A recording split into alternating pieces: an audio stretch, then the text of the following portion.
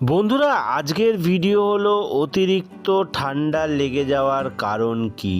বর্ষাকালে অতিরিক্ত ঠান্ডা লেগে যাওয়ার কারণ মেনলি হয় এই যে ডগিরা, স্ট্রিট ডগ অনেক সময় রাস্তায় বেশি ঘোরে বা ছাদে বৃষ্টিতে ঘোরে। এই যে বৃষ্টিতে ঘোরে, বৃষ্টিতে ভেজে, এতেই ঠান্ডা লেগে যায়।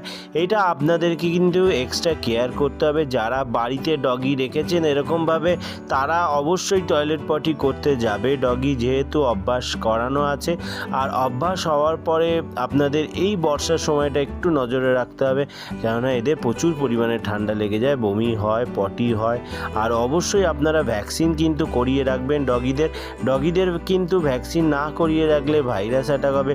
এই বর্ষার সময় যখনই ঠান্ডা পড়ে, ঠান্ডা হওয়ার পরে কি হয়, জ্বর হয়, ঠান্ডা লাগে, আর ভ্যাকসিন না দেওয়া থাকলে ভাইরাস অ্যাটাক করে যায়।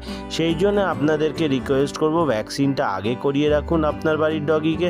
আর সবথেকে বড় কথা, যখনই ওরা ছাদে যাবে, বৃষ্টিতে ভিজবে, আপনারা একটু নজর দেবেন। নজর দিয়ে অবশ্যই গাটা মুছিয়ে দিন, তাহলে দেখবেন ঠান্ডা লাগবে না, ওরা ভালো থাকবে। আর ওরা ভালো থাকলেই আপনারা ভালো থাকবেন। কারণ কেন, প্রত্যেকটা মুহূর্ত ওরা আপনাদেরকে সেবা দিচ্ছে, আপনারাও ওদেরকে সেবা দিন, তাহলে দেখবেন আপনাদেরও টাকা পয়সা খরচা হবে না, ওদেরও লাইফটা কিন্তু বেঁচে যাবে।